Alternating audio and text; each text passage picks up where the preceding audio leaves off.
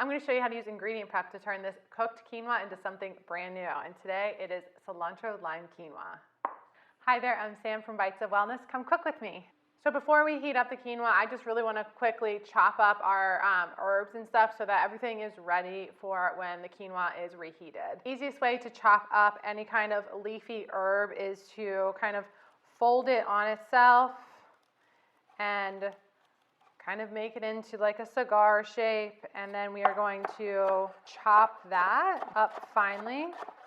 Next up, we need to make sure that these limes are going to be super juicy for when we go to juice them, and the best way to tell is to just roll them on your cutting board, and if they feel like a rock solid, like definitely not going to get any juice out of this, do yourself a favor and put this in the microwave for like 10-15 seconds, and that's going to kind of explode the little capillaries in here, and it'll be a much juicier lime. Cut them in half so that they are ready to juice when the quinoa is ready. Let's get cooking. So where this recipe differs from the normal cook the quinoa everything is we are using leftovers, and this is such a time saver because quinoa can take up to 20 minutes to cook. So make an extra batch, and then this is how you're going to use it. We're going to add a little bit of water. This thing is very hot.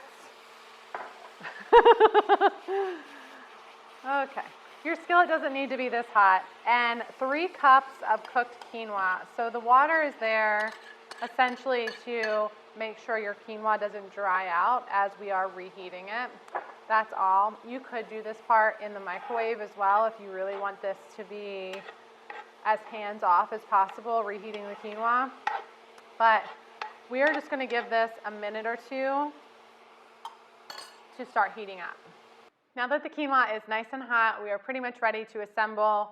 This is such a tasty dinner side dish, I guess, that takes really no time at all, but it will pack a ton of flavor. I'm gonna add in some garlic powder and salt for flavor. We're gonna do 2 limes juiced, some really good lime juice in here.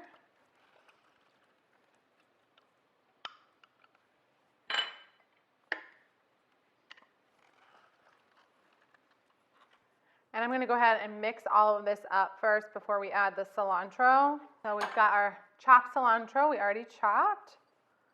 Add that, stir it up.